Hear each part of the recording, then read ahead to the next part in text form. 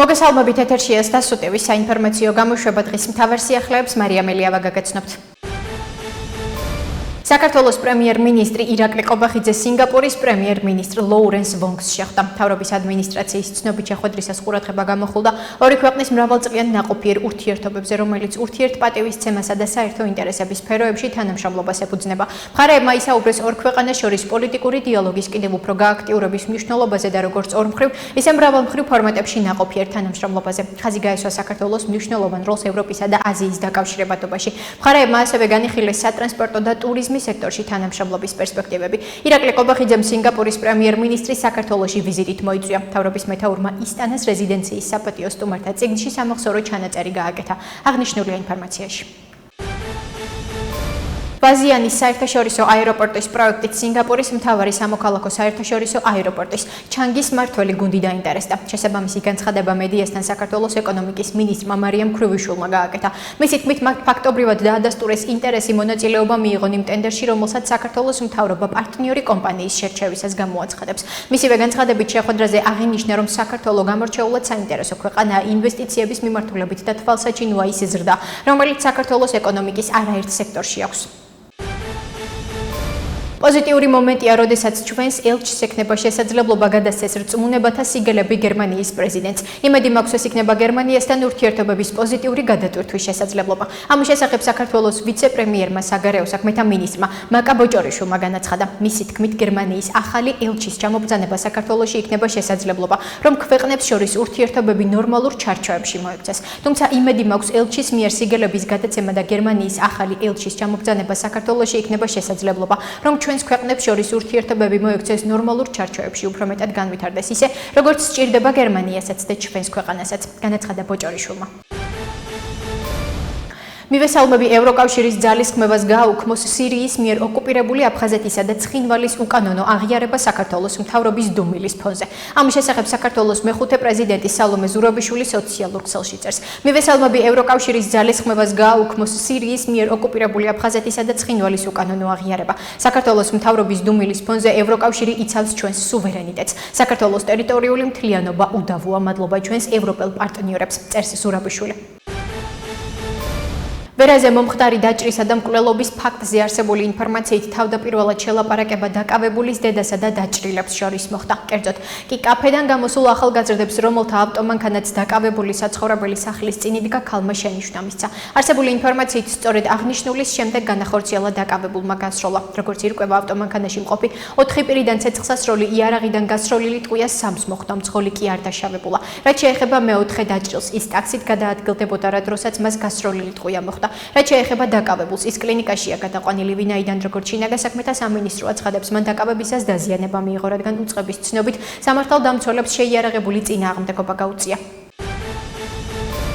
შინაგან საქმეთა სამინისტროს ქვემო ქართლის პოლიციის დეპარტამენტის მარნეულის რაიონული სამმართველოს თანამშრომლებმა ოჯახის წევრის მიმართ ჩადენილი ჯანმრთელობის განზრახ მძიმე დაზიანების ბრალდებით ერთი პირი დააკავეს.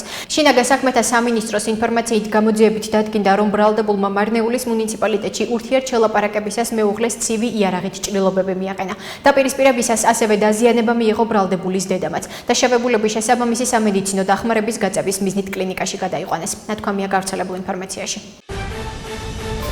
რუსთაველის გამზირის სრული რეაბილიტაცია დაიწყო. შესაბამისად, რუსთაველის გამზირზე და მერაბ კოსტავას ქუჩის ნაწილზე ყველა ტიპის ავტოსატრანსპორტო მოძრაობა სრულად შეიზღუდა. თბილისის მერიის ინფორმაციით პროექტის პირველ ეტაპზე მიწისქვეშა საკომუნიკაციო ქსელები შეიცვლება. კერძოდ, რეაბილიტაცია ჩაუტარდება წყალმომარაგების, წყალარინების, სანიაღვრე და გაზმომარაგების ცენტრალურ ქსელებს. ასევე საჰაერო სადენები განთავსდება მიწისქვეშა საკაბელო არხებში. დამონტაჟდება მიწისქვეშა ნარჩენშემკრები ურნები. ამასთანავე მოიწყობა ახალი საგზაო ინფრასტრუქტურა, განახლდება გზის სავალი ნაწილი და ტროტუარები, დაიგება ასფალტის საფარი. სრულად შეიცვლება გარე განათების ქსელი. დამონტაჟდება თანამედროვე LED განათების სისტემა, რომელიც უზრუნველყოფს გამზირის უკეთეს განათებასა და ენერგოეფექტურობას. პროექტის ჯამური ღირებულება 50 მილიონამდე ლარია. ზაფხულის ცხელ დღეებთან დაკავშირებით დაავადებათა კონტროლისა და საზოგადოებრივი ჯანმრთელობის ეროვნული ცენტრი მოქალაქეებს რეკომენდაციებით მიმართავს. ცენტრის ინფორმაციით ზაფხულის პერიოდში მატულობს ნაწლავთა ინფექციები და საკვებით მოშხამვების რაოდენობა და სულ რამდენიმე წესის დაცვა აუცილებელია. ესენია პროდუქტების შენახვა, სწორი გამოყენება, სწორად მომზადება და სუფთა ხელები. პროდუქტების სწორი შენახვა გულისხმობს უმიდა მზასაკვების განცალკევებით განთავსებას. მზასაკვები ოთახის ტემპერატურაზე არ უნდა ინახებოდეს 2 საათზე მეტი ხნის განმავლობაში. არანაკლებ მნიშვნელოვანია წყლისა და ნედლეულის უსაფრთხოება. ხილი, ბოსტნეული და მწვანილი მოხმარებამდე გულდასმით უნდა გაირეცხოს გამდინარე წყლით. თუ სასმელი წყლის უვნებლობაში დარწმუნებული არ ხართ, იგი აუცილებლად უნდა ადუღდეს. დაავადებათა კონტროლის ცენტრი კიდევ ერთხელ შეახსენებს მოსახლეობას, რომ ინფექციების პრევენციისთვის ფუნდამენტურია პირადი ჰიგიენა. ხელების ხშირი და გულდასმით დაბანა საპნითა და წყლით, განსაკუთრებით საკვების მომზადებამდე და ჭამის წინ. აღნიშნულია ჯანდაცვის სამინისტროს მიერ გავრცელებულ ინფორმაციაში. ახლა კი გაგაცნობთ უცხოეთის სიახლეებს.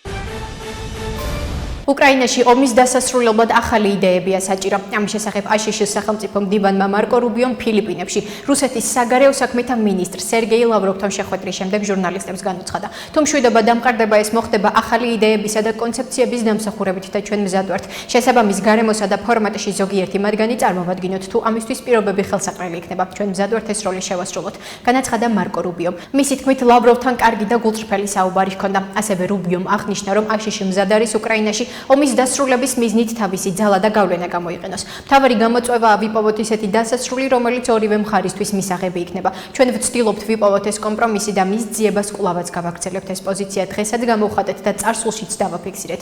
აღნიშნა აშშ-ის სახელმწიფო მდივანმა.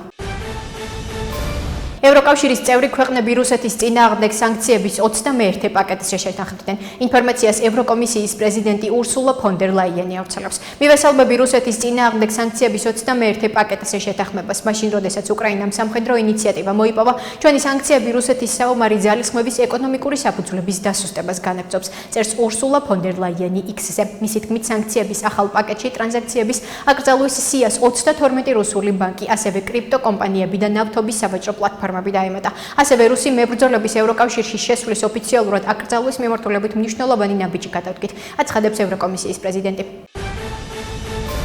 სერგეი ლავროვმა მარკო რუბიოსთან შეხვედრაზე უკრაინის კონფლიქტის დიპლომატიური გზით მოსაგვარებლად რუსეთის მზადყოფნა დაადასტურა. ინფორმაციას რუსეთის საგარეო საქმეთა სამინისტრო ავრცელებს. რუსეთის საგარეო უწყების ცნობით საგარეო საქმეთა მინისტრმა სერგეი ლავროვმა აშშ-ის სახელმწიფო მდივან მარკო რუბიოსთან მოლაპარაკებებზე აღნიშნა, რომ მოსკოვი აშშ-სა და რუსეთის პრეზიდენტებს დონალდ ტრამპსა და ვლადიმერ პუტინს შორის ანკოჯირში მიღწეული შეთანხმებების ერთგულია. ასევე რუსეთის საგარეო საქმეთა სამინისტროს განცხადებით ლავროვმა რუბიოს ფრონტის ხაზზე არსებული ვითარების შესახებ ინფორმაცია მიაწოდა. ლავროვმა და რუბიომ რუსეთისა და აშშ-ის დიპლომატიური მისიების მუშაობის პირობების ნორმალიზების საკითხიც განიხილეს. ირანის ისლამური რევოლუციის გუშაგთა კორპუსის განცხადებით ქუვეითში ამერიკის შეერთებული შტატების სამ სამხედრო ბაზას დაარტყეს. მათივე თქმით, იერიშები ირანის წინააღმდეგ მტრის აგრესიის საპასუხოდ განხორციელდა.